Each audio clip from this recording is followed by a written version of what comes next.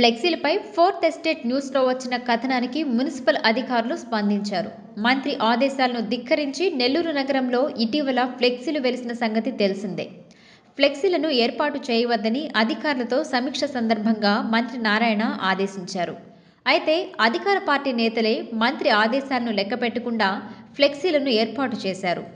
నెల్లూరు నగరంలోని వీధులను ఫ్లెక్సీలతో నింపేశారు. దీనిపై fourth estate news ఛానల్లో ప్రత్యేక కథనం రావడంతో మున్సిపల్ అధికారులు స్పందించారు. నెల్లూరు నగర వీధులలో ఉండే ఫ్లెక్సీలను హుటాహుటిన తొలగించారు. దీంతో ప్రస్తుతం నెల్లూరు క్లీన్గా కనిపిస్తుంది.